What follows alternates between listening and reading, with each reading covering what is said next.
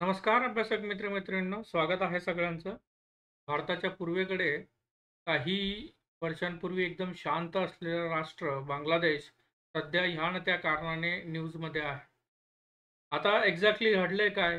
तर तिथले जे अटॉर्नी जनरल आहेत, टॉप लीगल ऑफिशियल जे आहेत, मोहम्मद असाझमान यांनी बांगलादेशच्या कॉन्स्टिट्यूशनमधनं सेक्युलर हा वर्ड काढून टाकावा याच्यासाठी आर्ग्युमेंट केलेले आहे आणि ही केस तिथल्या सुप्रीम कोर्टात चालू आहे. त्याच्या व्यतिरिक्त बघा, त्यांनी सेक्युलरिझम आणि सोशलिझम दोन्ही वर्ड कॉन्स्टिट्यूशनमधनं काढून टाकावेत असं म्हटलंय आणि त्याच्या व्यतिरिक्त जे डेझिग्नेशन आहे शेख मुजीबुर रहमान यांना राष्ट्रपिता म्हटलं जातं, बांगलादेशचं फादर ऑफ द नेशन, ते सुद्धा त्यांच्याकडनं काढून घेण्यात यावं असं ओव्हरऑल एक आर्ग्युमेंट अटॉर्नी जनरल जे आहेत बांगलादेशचे त्यांनी केलेला आहे.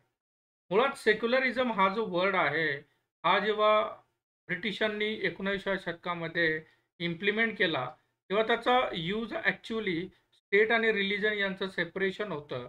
पण तो एवढ्या प्रमाणात डिस्टॉर्ट झालेला आहे, की आता सेक्युलरिझमच्या ऐवजी तुम्ही सेक्युलरिझम हा वर्ड किंवा हे प्रोनाउन्सिएशन बराच वेळा ऐकलेलं असेल आणि बांगलादेशच नाही तर नजीकच्या काळात तुम्ही बघू शकता जसं की टर्की इथं सुद्धा सेक्युलरिझम वर क्वेश्चन मार्क आलेले आहेत. अल्जेरिया आहे, त्याच्या व्यतिरिक्त इराण आहे, इस्रायल आहे. या राष्ट्रांनी सुद्धा सेक्युलरिझम हा वर्ड क्वेश्चनेबल केलेला आहे. पण आपण आज फोकस करणार आहोत ते म्हणजे बांगलादेशवर. बांगलादेशनी सेक्युलर हा वर्ड कॉन्स्टिट्यूशनमधनं रिमूव्ह करावा, याचे काय रिपरकशन्स असू शकतात? बांगलादेश इस्लामिक राष्ट्र बनण्याकडं जात आहे का? आणि सगळ्यात महत्त्वाचं म्हणजे जे 15वी घटना दुरुस्ती होती बांगलादेश कॉन्स्टिट्यूशनची, ती एक्झॅक्टली काय आहे ते आपण समजून घेणार आहोत. आज आहे 15 नोव्हेंबर. चला तर मग सुरुवात करूया सिम्पली एक्सप्लेनला. त्याच्या आधी आजचा क्वेश्चन घ्या सगळ्यात इम्पॉर्टंट. तो सगळ्यात मोठा प्राइज आहे, बुकर प्राइज. तो ब्रिटिशच्या रायटर ज्या आहेत समंता हार्वे यांना देण्यात आलेला आहे. त्यांचं एक स्पेस रिलेटेड नॉव्हेल होतं, फिक्शन. ते तुम्हाला कमेंट बॉक्समध्ये त्या नॉव्हेलचं नाव काय आहे, ज्याच्यासाठी त्यांना बुकर प्राइज देण्यात आलेला आहे, कमेंट बॉक्समध्ये नक्की कळवा. चला तर मग सुरुवात करूया आजच्या व्हिडिओला. लक्षात घ्या, बांगलादेशमध्ये सेक्युलरिझमचा जो कन्सेप्ट आहे, तो त्याच्या जेव्हा त्याची एक स्वतंत्र राष्ट्र म्हणून 1972 ला सुरुवात झालेली आहे. तिथून त्याची हिस्ट्री ट्रेस करणं खूप महत्त्वाचं आहे. मग 1972चं जे मूळचं कॉन्स्टिट्यूशन होतं, मूळ कॉन्स्टिट्यूशन जे 1972चं आहे, त्याच्यात सेक्युलरिझम किंवा धर्मनिरपेक्षता हा शब्द ऑलरेडी समाविष्ट करण्यात आलेला होता. पण हा सेक्युलरिझम जो वर्ड होता किंवा धर्मनिरपेक्षता जो वर्ड होता, हा 4 मूलभूत तत्त्वे जे आहेत, 4 मूलभूत जे तत्त्वे आहेत बांगलादेश कॉन्स्टिट्यूशनचे, त्यातलाच एक पार्ट होता. काय आहेत बघा 4 तत्त्वे? पहिला तर सेक्युलरिझम किंवा धर्मनिरपेक्षता, दुसरा आहे राष्ट्रीयता, नॅशनलिझम, तिसरा आहे समाजवाद, सोशलिझम, जो परत एकदा क्वेश्चन मार्कमध्ये आलेला आहे, आणि चौथा आहे डेमोक्रेसी, ज्याला आपण लोकशाही असं सुद्धा म्हणतो.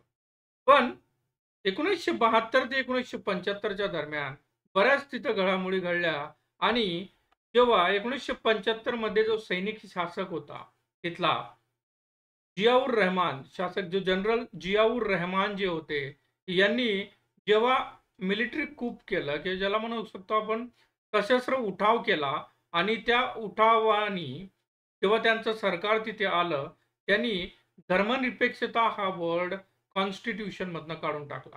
लक्षात घ्या, हे सगळं जेव्हा झालं आहे, तर त्याचे जे फादर ऑफ नेशन जे आहेत, किंवा ज्याला आपण शेख मुजीबुर रहमान यांच्या हत्येनंतर हे सगळं झालेलं आहे. मग 1975 मध्ये धर्मनिरपेक्षता हा वर्ड ऑलरेडी कॉन्स्टिट्यूशनमधनं काढून टाकण्यात आलेला होता. मग 1988 मध्ये, म्हणजे 1975 ते 1988 या काळात हा वर्ड कॉन्स्टिट्यूशनचा पार्ट नव्हता.